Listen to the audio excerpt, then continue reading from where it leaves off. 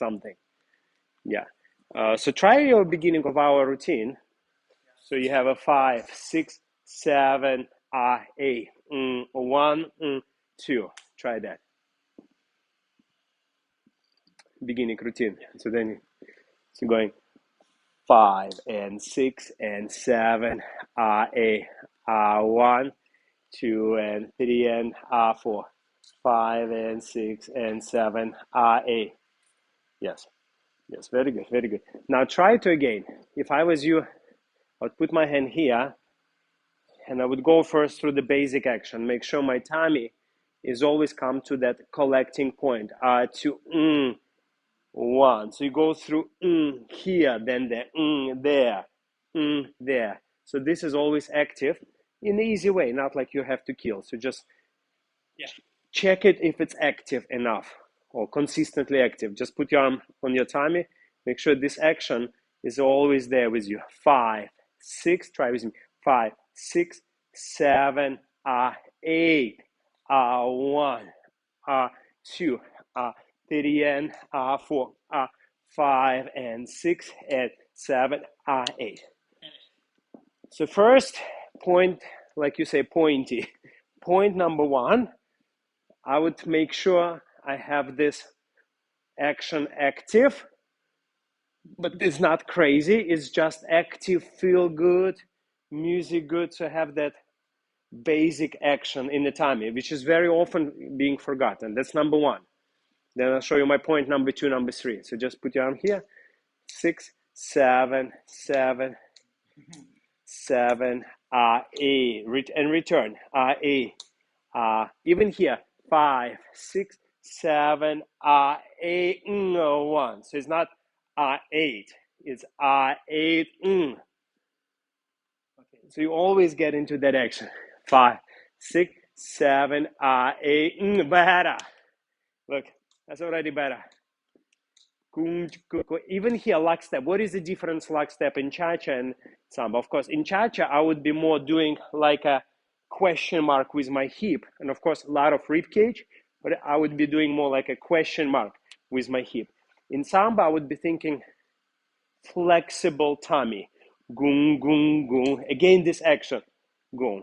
So, and it's only possible if your tummy is flexible and your belly button winking.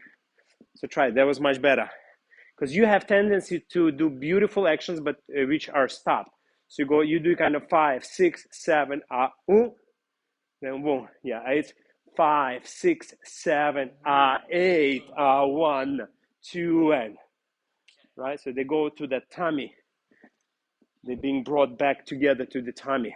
5 and 6, 7, 8, 2, 1 and 2. Cha cha cha cha. Choo choo choo choo choo. Yeah, but you can turn camera if he's out of camera. But that's okay. It's okay. Okay, so the second what I would check. So now I'm active in my tummy, so I feel I have musicality. The second I would check, I would make sure that my foot is turned out. The leg. The same what I was explaining you in a whisk. That will be my point, because if my feet somehow doesn't turn and I do my rib cage action, somehow I don't like it. I don't like the leg lines. So here I'm checking my action first, then I'm checking my leg, my free leg, because samba we have this position of the samba where one leg straight, one leg bent, so this become very visual. So you're not allowed to stay like this. So I would really focus on the early foot pivoting as I collect my tummy. It's okay. Early foot pivoting as I collect my tummy, so it turned out here. Guys, so now focus on 2 things. Tummy with the finishing of that pivoting of that foot in order to finish that leg and thigh on the back. So pay attention to that leg line. 6, 7, 8, 1, 2. Cha, cha, cha. That's better. 5 and 6, 7 and 8. A little bit technical feet-wise mistake. You're lifting front leg and this leg doesn't have enough connection to the floor. So if we talk about the back leg in lockstep, you use your tummy, it's being dragged from your tummy into the knee, into the, see, the foot being dragged, and the front leg articulates. Are you getting excited? Get a little bit floppy. So you want to keep your feet always on the floor. So fix that as well. This is like a side mistake. So do just lock step, lock step, lock step. 5 and yes, because it's immediately give you much more clean look. You flip, you get excited, flip the legs, body doesn't look the same. Not a good idea. So do 2 points now. Tummy action and the natural turnout of the foot with the extra point, footwork articulation and dragginess of that back foot on the lock step. That's the extra point because you forgot to do it. Yeah, go. 5, 6, 7, and 8, foot, leg, jiggy, good, cheeky, cheeky. Don't leave the back front leg, while lifting. Has to go here, woom, goom, go. Yes, articulates. So it's allow your body to be more flexible. If you lift it, the moment you lift your leg, your body already not as flexible. So you're taking away from the actions. Yeah, so try again. 5 and 6 and 7, 8, 1. Tummy more. Boom. Into go, go, go. Go, go, go, go, go. Much better. Yes. Very good. So number 1 point, I would be checking my tummy. Number 2, I would make sure my leg was here. Number 3, it's going to be already most fun. That's what like my main priority when I dance is this part of your body. So it's your rib cage and chest.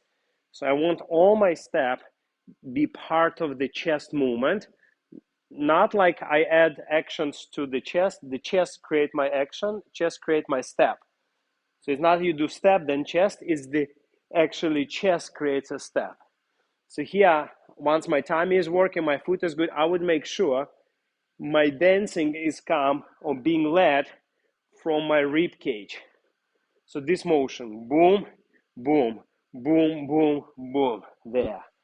So that's what I want people to see. I don't want people to look at my foot. I don't want people to see this action. I want people to see my chest, and I want myself feel the chest. Because that's the only time I feel when I dance if I use my rib cage. I don't feel when I dance if my feet are good or my hip is good. It's just not enough for me to feel.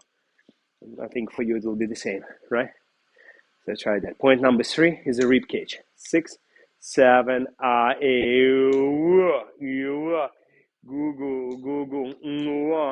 yeah, very good. So I want people when they look at you, they should think that all you do is upper body.